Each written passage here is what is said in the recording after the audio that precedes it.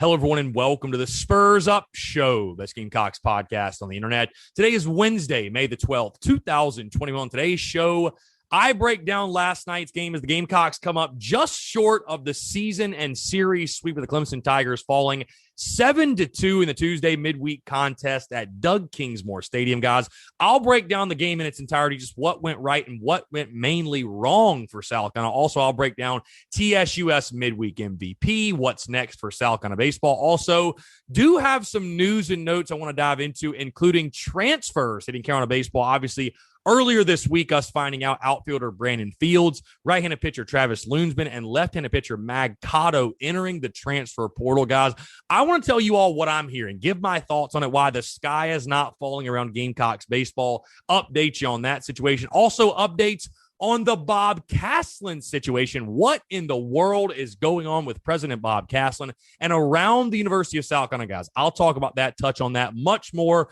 here on a Wednesday, guys. It's all brought to you by our friends over at Upstate Movers Group. Guys, Upstate Movers Group, superior moving service. They bring care and attention other companies can't offer because they're just too busy maintaining trucks and profiting off of them instead of focusing on service. Guys, service is what separates Upstate Movers Group from the competition. They're not a trucking company. They're a moving services company. And they're also employee-owned co-op. Their movers are paid twice the industry average, and everyone on the crew is invested in your success. They have dedicated professional crew members, and they also offer black glove service. They offer end-to-end packing services, custom crating and packaging for special items, and cleaning services as well. They're founded by Greenville natives and University of South Carolina alumni, guys, so a Gamecock-owned small business. They also offer 20 years of project management moving experience, and they can offer logistics and solutions that traditional moving companies simply do not have the skills for. Guys, whether in the upstate or across the state of South Carolina, if you have any moving needs in 2021, be sure to check out our friends over at Upstate Movers Group. You can find them on social media at Upstate Movers Group. Or of course, if you have any other questions, go to their website, upstatemoversgroup.com. That's upstatemoversgroup.com. Be sure to check them out and tell them Chris from the Spurs Up Show sent you. Let's get it.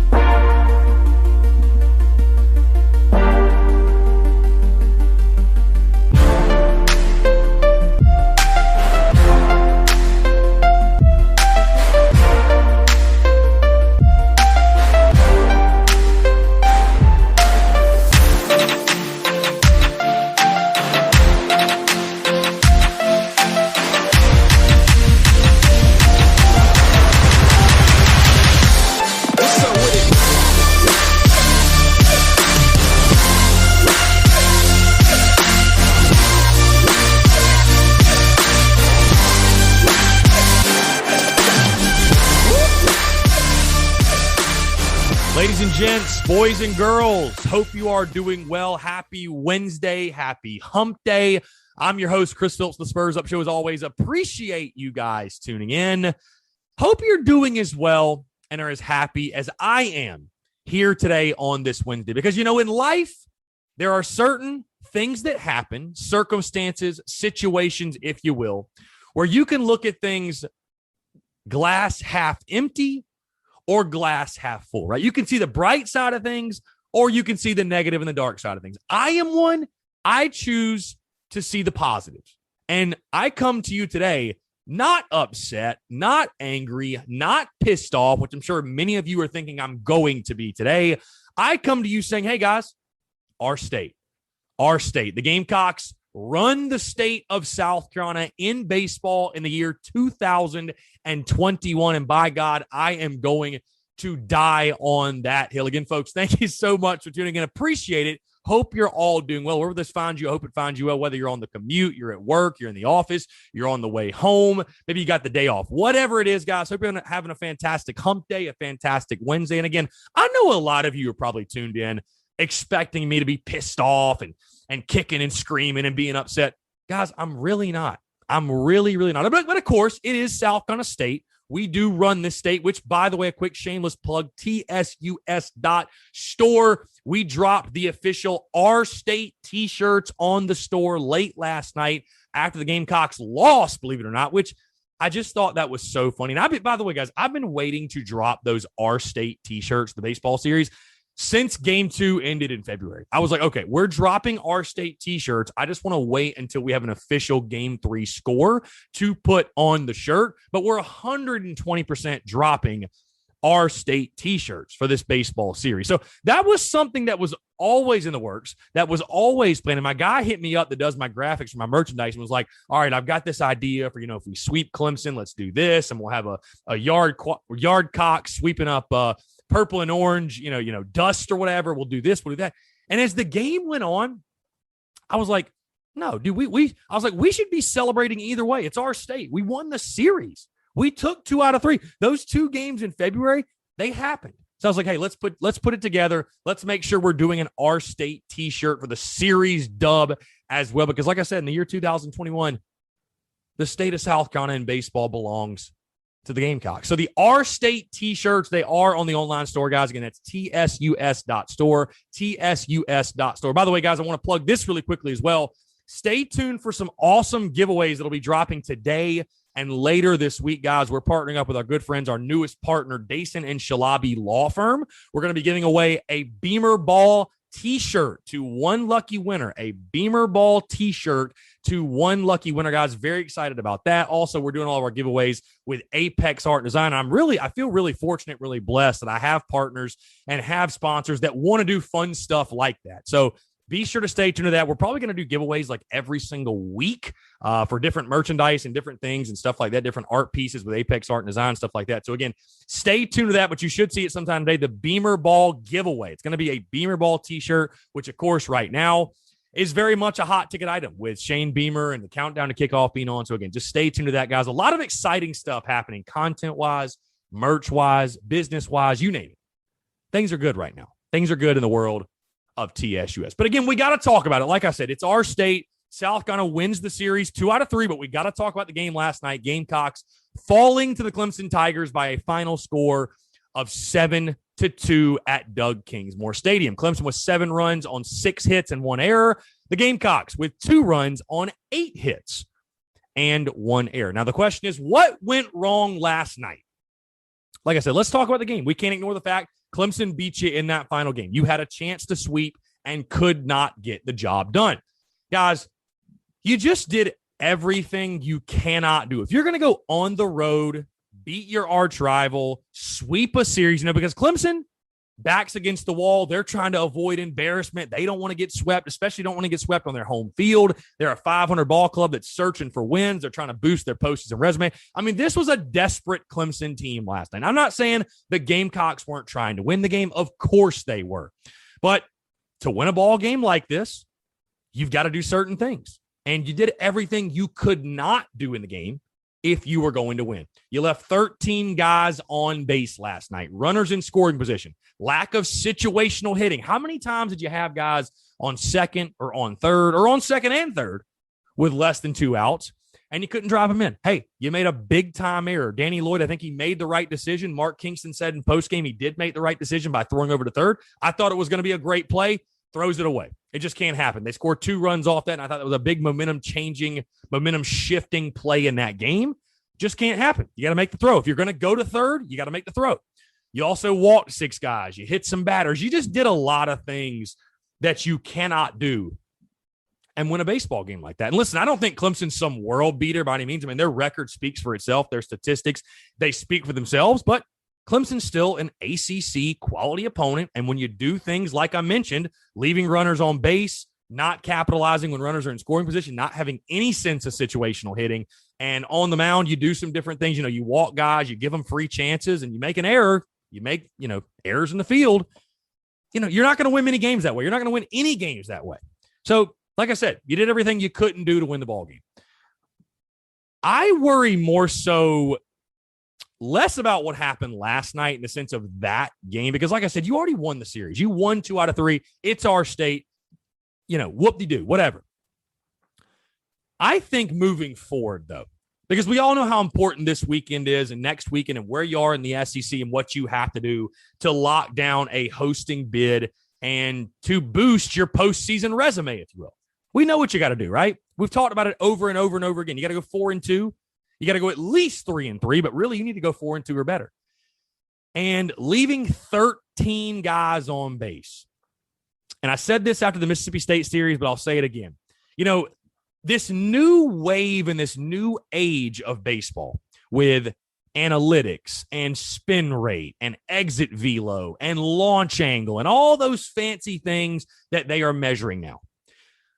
I think they're very important. I think knowing as much information as you can is only beneficial. I think it's really beneficial to know all of those statistics. If you ignore the information, you are ignoring a very, very big piece. It's supposed to be there to help you, right? But, and I don't think this is just a South Carolina baseball thing. I think this is like the new culture of baseball thing, is that we're so caught up in these numbers and these measurables. And like I said, like exit velo and launch angle and all these different things. And we all know that Mark Kingston, he loves the analytics. He makes decisions based off the analytics. And he is not the only baseball coach, guys. Because again, I think as a coach, you have to factor those numbers in. Now, there's got to be a fine balance. You know, I don't think you can be too heavy one way or the other. Like, you can't just be all analytical and not have baseball instinct, right? And not have savvy and not have experience. At the same token, you can't just be, oh, I'm just an instinctual guy, I'm going to completely ignore what the numbers say. No, you got to be somewhere in the middle. You got to be somewhere in the middle. But again, I think it's a culture of baseball thing, not just a South Carolina baseball thing, but it's bled in the South Carolina, of course. Guys are so worried about launch angle, and they're so worried about exit velo. I don't give a damn about those things, to be honest with you. I really don't.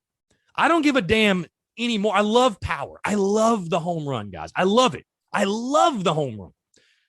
But with this Gamecocks baseball team, and I don't know if it's too late. I don't know if this is something that, and I'm sure Mark Kingston and that coaching staff, I want to believe they're saying this too, but give me 9 productive ball players in the lineup. The power's going to be there. We've got big, strong guys that can drive the baseball to the yard. But less power, more productivity. You know, again, those numbers, all those fancy things with the analytics, that's all great and dandy. But if you're not a productive baseball player, if you cannot do the little things right at the plate, we're going to talk specifically hitting. If you cannot situationally hit, you cannot play. You cannot be in the lineup, guys. If you've got a guy on third with less than 2 outs and you cannot understand a situation, you cannot even put the baseball in play to give your team a chance to drive that run in, you shouldn't have a spot in the lineup. You just flat out shouldn't. And I know baseball's changed. Like I said, it's all about the home run now. Fans want to see guys throwing 100 miles an hour, and they want to see guys hit 500-foot bombs. And that's all fine and dandy. And hey, at the big league level, you can do that because guys do hit 500-foot bombs, and they do throw 100. Fine, whatever. But this is the college game. And these are not big leaguers. You're not big leaguers, right? We all know that. You're not big leaguers. You're college players. And one of the big reasons Clemson beat you last night is because they had productive at-bats. They didn't do anything crazy. They didn't do anything fancy. Hell, you didn't give up a hit until the 5th inning. But perfect example. 1st and 3rd, 1 out, I believe it was. The guy that subbed in for Teodosio, whatever, what was his name again? It was J.D. Brock. J.D. Brock that subbed in, right? Left-handed hitting J.D. Brock. He gets down 0-2. 1st and 3rd, 1 out. Instead of striking out, what does he do? He fists one down the third base line, no man's land. It scores a run. He gets the RBI. Now it's 1st and 2nd, 1 out. That's the type of things we're not doing right now in the sense of just, hey, it's 2 strikes. Shorten up. Make contact. Put it in play. And especially, like I said, if it's less than 2 outs and you have a guy in scoring position, for the love of God, make a productive out. Nothing good happens when you strike out. And I'm not one of these people that's going to complain about, oh my God, you know, strikeouts are going to happen. Guys have filthy stuff. Like, strikeouts are going to happen. And I totally understand that. But at some point, again, you left 13 guys on base. And again, I'm not upset, first things first, but I'm not even bothered in the sense of we lost to Clemson. I'm more so bothered because I'm just tired of seeing this trend go on, and I don't want to see it any longer, man. Because if you keep it up, Hey, you won 2 or 3 against Clemson. Who gives a damn? But if you keep doing this, you're going to go up to Lexington and get your ass whooped. And you're going to lose 2 or 3, and then all of a sudden, your postseason chances are going to look real slim. They're going to look real bleak. So to hell with the game last night, whatever. But it's just this disturbing trend of why do we not have hitters who are more productive? To hell with the homer, man. The homer's great. The home run is great. It is. I love hitting bombs. I love having lineups that can hit bombs. I loved the Ray Tanner teams of Justin Smoke's my all-time favorite Gamecock. Justin Smoke, Phil Disher, Reese Havens, Darnell, Grindstaff, Drew Crisp, all these guys that could hit the baseball a freaking 1,000 feet. I loved watching those teams. But there's a time and place for the home run, and there's a time and place for a productive at-bat. Power has its place in this game, but so does productivity. And we got to find a way to get more guys that are productive. And I think we have guys in this lineup that can be productive. And I'm not sitting here saying, oh, it's just easy to hit a baseball. Oh, just make contact. I understand it's hard, but there's no excuse at this stage in the season for us to be this bad at situational hitting. There's just no excuse. There's none. No excuse. And I know it's something they practice. There's no excuse to be this bad at situational hitting. None. I mean, every coach from every level preaches this stuff. Guy on second, nobody out. What are you trying to do? If you're a right-handed hitter, hit the ball to the right side. Guy on third, infield back, less than 2 outs. What are you trying to do? Hit a ground ball in the middle, hit a fly ball to the outfield, get him to score. Hey, guy on third, less than 2 outs, infield in. What are you trying to do? Hit a ball to the outfield. I mean, it's elementary. It's elementary. No coach is out there saying, hey, I don't give a damn what the situation is. Go swing out of your shoes. Nobody's saying that. Nobody is. So we've just got to do a better job executing when it comes to situational hitting, because that's why you lost the game last night. I really, truly believe if you're able to blow that one open early, if you're able to get a big knock, which we cannot buy a timely knock right now. We cannot buy one. I mean, when is the last time we got a big 2-out knock outside of, the Sunday walk-off, which was great. I'm not taking anything away from that. That was obviously awesome. And I like this team. I trust this team. This team fights, battles, all those good things I've said about them. But, man, I mean, it just feels like forever. Like we are allergic to timely knocks right now. 2 outs and a man on second. My God, how about lace one in the gap one time? When is the last time we did that? So, like I said, that's one of the biggest reasons you lost this game last night. But it goes so far beyond losing this game to Clemson. I am more so worried about going into this weekend and going into next weekend and going into SEC tournament play and going into postseason play. If you're going to win big baseball games and you're going to make a run in the postseason, you have got to be able to situationally hit. The home run is a bonus. You've got big, strong hitters that are going to run into bombs. That is a bonus. You should not be living and dying literally off of the home run. I mean, this is a team that only scores via the home run. And it's just absurd. I'm over here about to knock over my desk. I'm getting so into it. I mean, it's just absurd. Like I said, I love the bomb, but you've got to find a way to be more productive. And like I said, I know it goes back to the culture of baseball right now. Throw that out. Who gives a damn about your exit velo? Who gives a damn about your launch angle?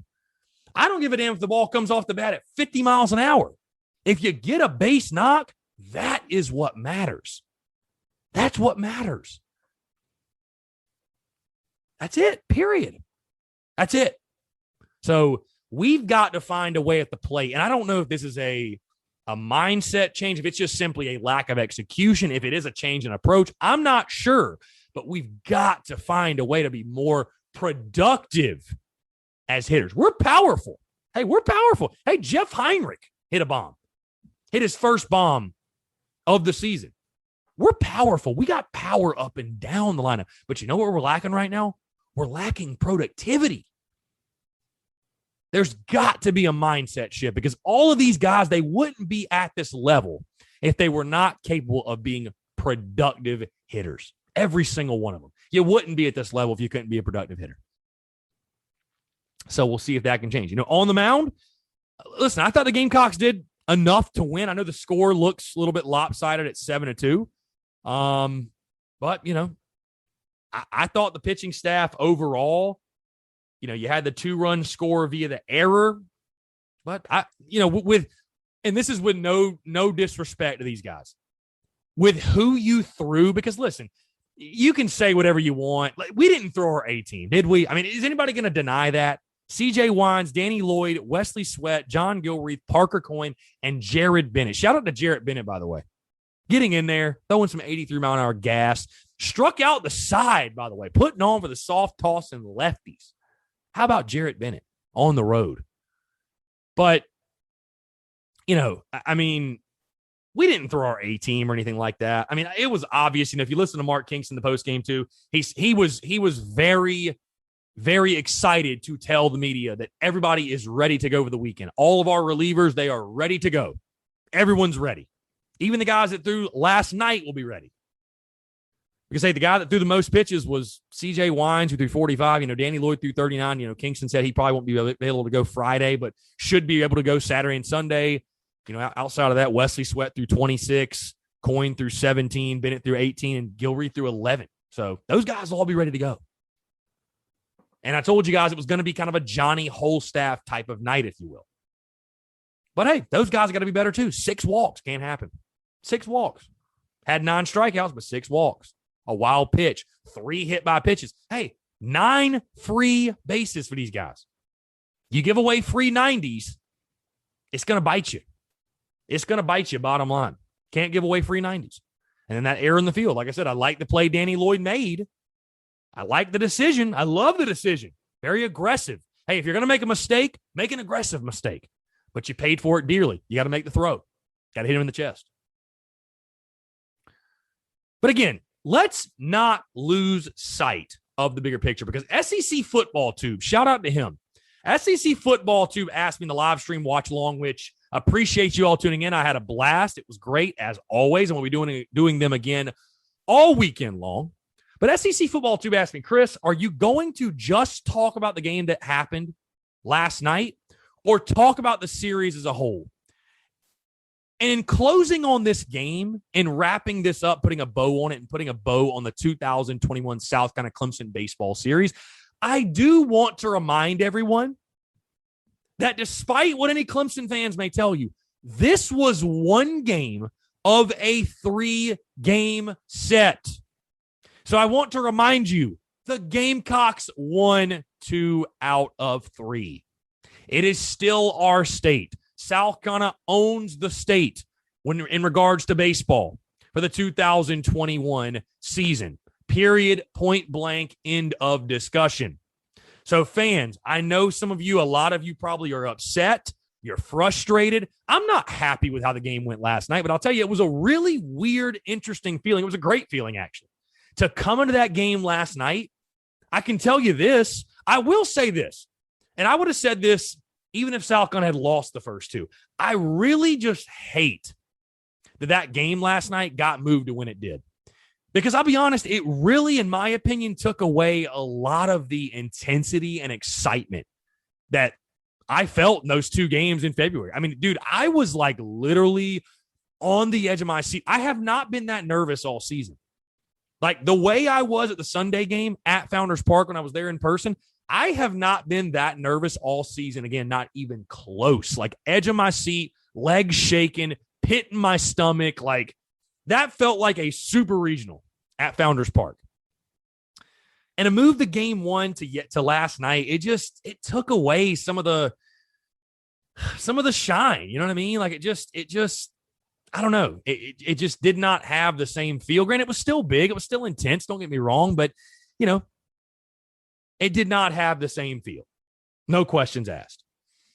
But yes, like SEC football too brought up. Was I going to talk about just the game last night or the series as a whole? Hey, yeah, both. Because you lost last night. It sucks. I wanted the sweep. You wanted the sweep. We all wanted the sweep. But the Gamecocks won 2 out of 3. Do not let recency bias make you forget that. Don't let stupid, silly Clemson fans make you forget that. Guys, you have my permission, and I'm encouraging you to do so. Guys, if you run into a Clemson fan bragging about the game last night to the point of, saying, oh, we're just a better team than y'all. If we played you 2 more now, it's obvious we're the better team. Oh, this is a different thing because this one's more important later in the year, and it doesn't count the difference here. You have my permission, and I am encouraging you to just laugh hysterically at them. Just laugh. That's all you can really do is laugh. Because to say that this is like listen, this was game 1 of the 3-game set. So congratulations, Clemson. You won game 1. But that means you just lost game 2 and 3, and we beat you in walk-off fashion in both. So, yes, the Gamecocks won 2 out of 3. You would have loved to have gotten the sweep, but am I surprised going on the road and facing a desperate Clemson team? Am I surprised they won last night necessarily? No, I'm not. I'm not totally shocked. But it feels good, if nothing else, guys. Like I said, here on a Wednesday, May the 12th, 2021. As of today, as of this season, and until next year when these two teams play each other on the diamond yet again, the Gamecocks own the state in college baseball for the next year. Our state, baby. Our state. Just want to remind you guys really quickly of that. All right, let's move into TSUS Midweek MVP, guys. And this one, I want to give it a right-handed pitcher, CJ Wines. And CJ's a guy, had not pitched a lot at all before this past weekend. Hadn't pitched a lot coming into this game last night, making his first career start, and I thought he was fantastic. 2.2 inning pitched, 0 hits, 0 runs, 0 earned runs, 3 walks, and 2 strikeouts. I mean, he gave you everything you could have asked for. I mean, the Gamecocks pitching staff didn't even give up a hit until like the 5th inning. But CJ Wines, I thought starting for you, did everything you could have asked and more. The fastball was really, really, really good. He lived down in the zone. The breaking stuff was working. He kept Clemson hitters off balance. I thought he did a really, really good job. So CJ Wines, our TSUS Midweek MVP. Congratulations, CJ. All right, let's move into what's next for South Carolina baseball. And like I told you guys, a huge weekend upcoming in Lexington, Kentucky. Huge weekend. I know I sound like a broken record. I've been saying that over and over and over and over and over again the last couple of weekends, but man, they all get bigger. They all get bigger and bigger and bigger, and this one is just the latest. Traveling to Kentucky, a 3-game set. You got the games, and of course, on tomorrow's show, we'll break down the series in its entirety, and Friday I'll give my prediction, but you've got the game Friday at 6:30, Saturday at 2, and then Sunday at 1 o'clock. Kentucky, one of those teams. A really, really good middle-of-the-pack SEC ball club. A series that, hey, like I told you guys, you broke down the SEC schedule in the preseason, a series that, hey, you feel like we should win. They're 50-50. Let's just not get swept. I put Kentucky in the one that you should win the series. You should in that first category. But there's still things you got to shore up. You got to be better on the mound. You got to be better defensively. But most of all, like I mentioned earlier, you've got to find a way to be more productive at the plate. For the love of God, please, I'm begging you, more productivity at the plate. We got to see it. We've got to see it. All right, let's move to some news and notes really quickly, guys, before we get out of here. One thing I want to touch on, it happened as I was recording the show yesterday, actually. So it was kind of one of those things. It was hard to add it in late, but I do want to touch on this because transfers have hit Gamecocks baseball. And I'll tell you guys this before I even get going into this. I think you guys know my lane has never been, is not to be, and has never been to be the quote-unquote insider guy, right? I mean, I literally have a T-shirt that has, quote, insider on it, like making fun of it or making light of it, if you will. I don't knock people that are actual insiders that have connects, but I've just never viewed myself as that guy. And I don't try to be that. That's not my lane, if you will, right? But I will say I do have people that are very, very, very close to Gamecocks baseball, and I will just leave it at that. So I got a text on Monday It was around 1:30 or so, basically saying, hey, man, just so you know, shit's hitting the fan at the facility today. We got 4 to 6 lockers cleaned out, guys hitting the transfer portal, and some cuts, some player cuts.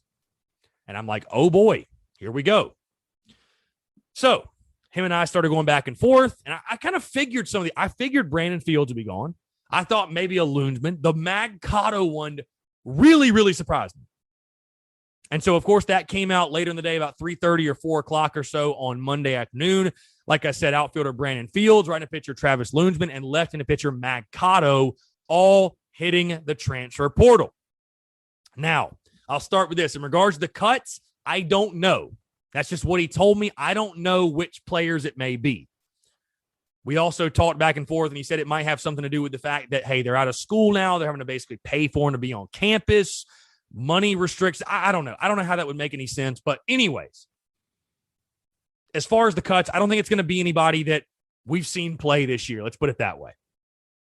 But the transfers hit. And, of course, in typical fashion, fans are worried. They're concerned. They're wondering about the state of the program and what's going on. Oh, my God. You see these, you see all these headlines and rumors and things going down. Oh, my God, what's going on with Gamecocks baseball? Is everything okay? What in the world is happening?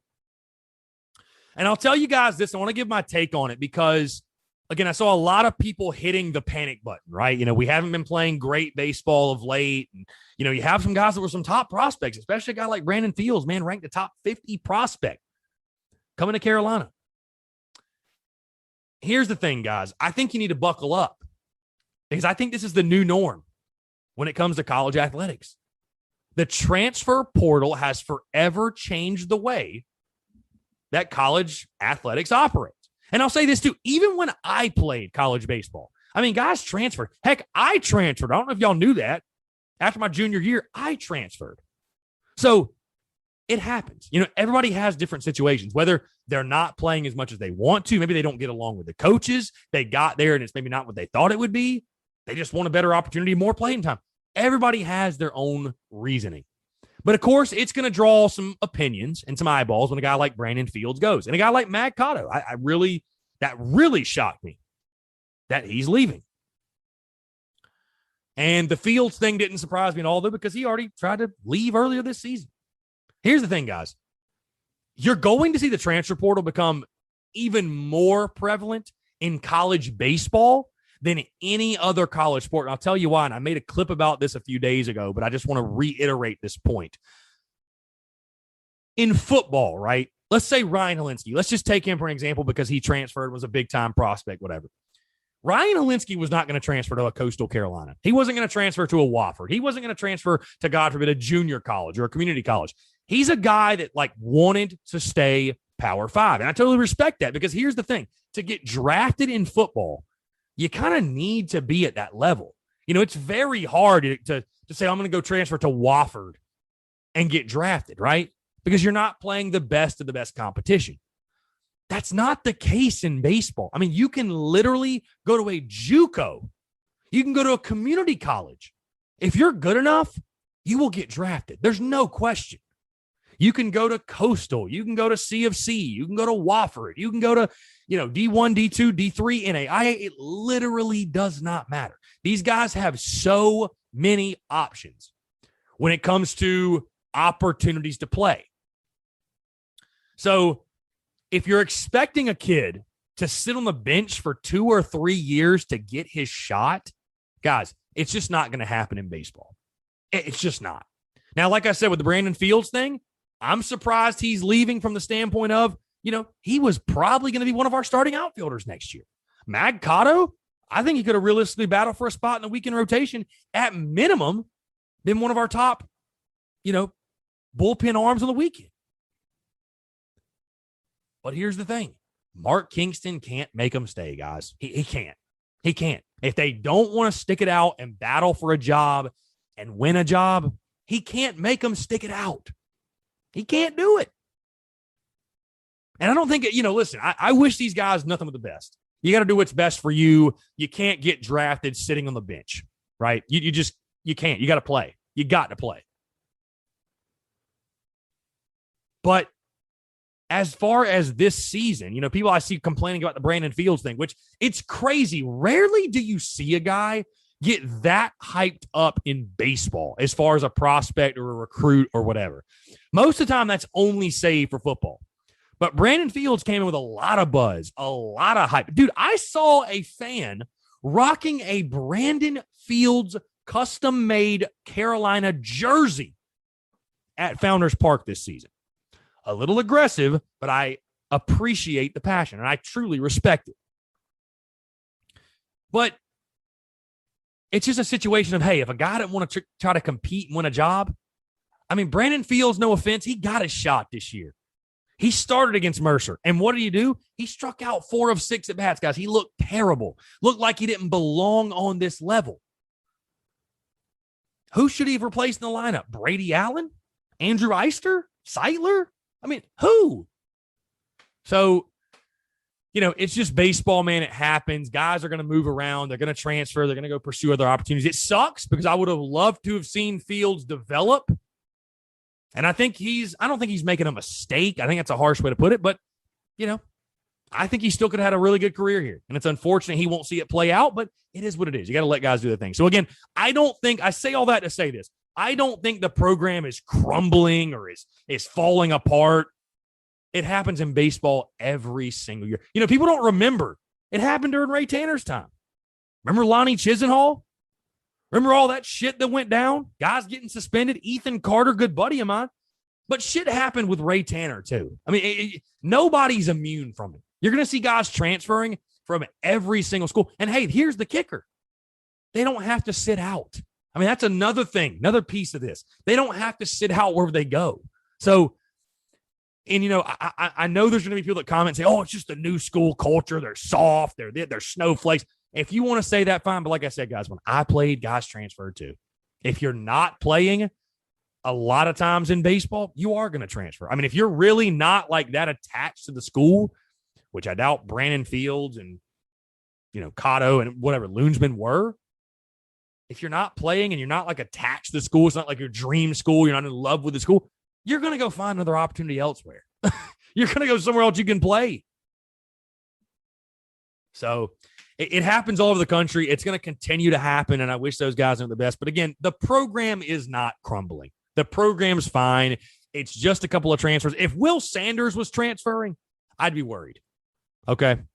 If Braylon Wimmer was transferring, I'd be worried.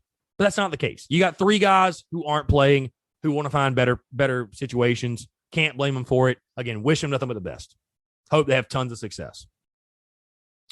With that being said, guys, one last note, and I'll get us out of here. One last note, and I just want to speak really quickly on the Bob Caslen stuff. Because here's the thing. I was posting about this a lot on social media yesterday, and I actually did. I got tired of posting about it because I'm like, damn, dude, like, I want to talk about sports. Like, I don't want to talk about this Caslen stuff, And of course, I mean, I have to and want to touch on it because it involves USC and it impacts us all, right? It impacts us all.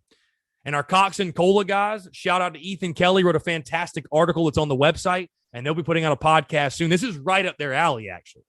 So I can't wait for their content to roll out on this. But, of course, I want to give my thoughts and opinions on it as well. But, we've seen it in sports before, and I equate it to this, but we've seen it in sports. When an organization is rotten, right? When things are not going well, and an organization is just rotten. Let's take the NFL, for example. You see a bad organization. I'm not talking about a team that just every now and then, has some bad years, ups and downs, whatever.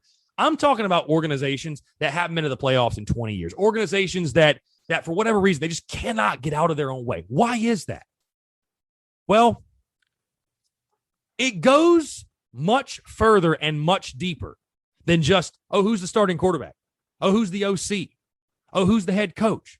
Guys, when an organization is corrupt or is crumbling or has those type of issues, it starts at the core.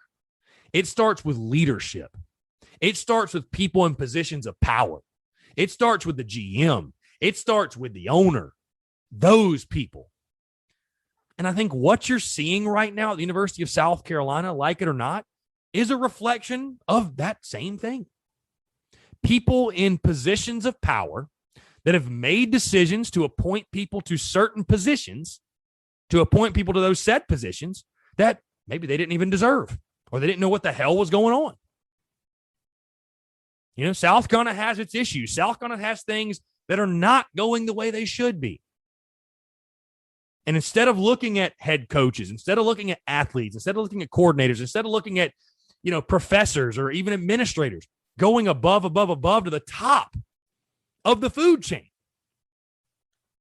Because, hey, like, for example, a business, a sales organization.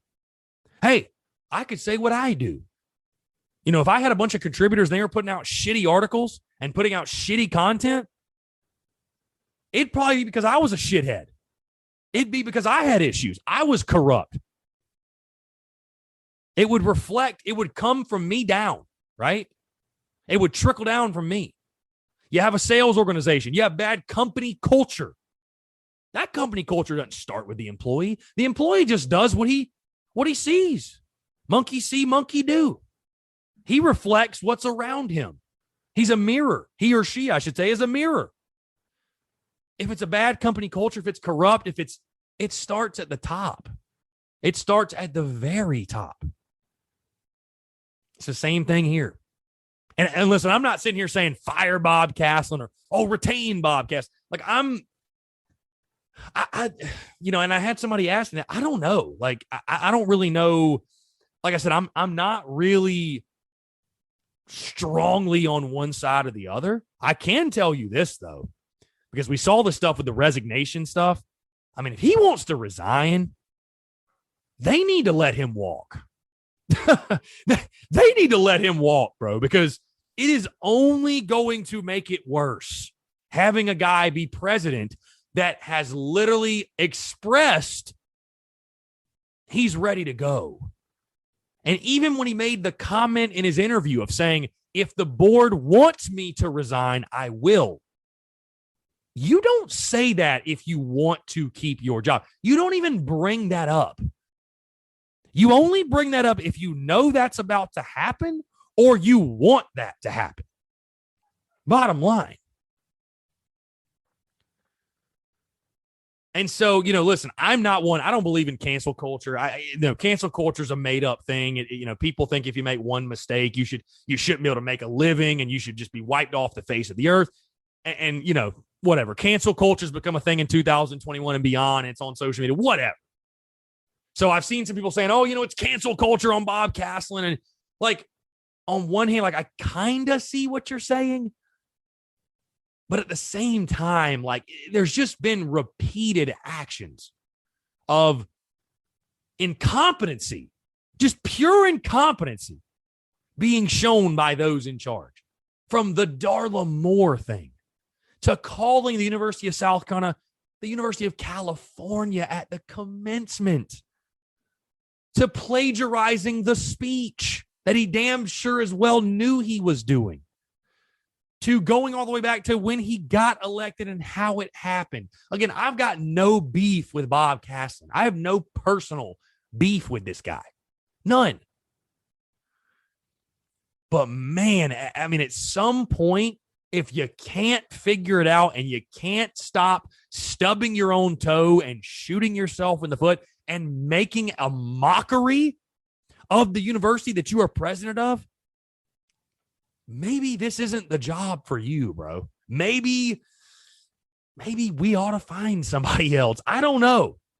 And I'll tell you who I feel really, really bad for, because as you guys all know, I'm not an alumni. I'm a diehard Gamecock fan. I love the University of South Carolina, but I'm not an alumni. I feel for the alumni. And I'm sure a lot of you tuned in are alums. I feel for y'all, bro. I feel for y'all. I feel for y'all because as an alumni, I know talking to people and just, I'm an alumni of my high school. I know it's not the same, but you have that deep-rooted connection. Like your name will forever be on a degree, a diploma from the University of South Carolina. That will forever. That's something nobody can take away, for better or for worse. So you will forever be connected and be tied to that university. Forever and ever and ever and ever and ever, no matter what.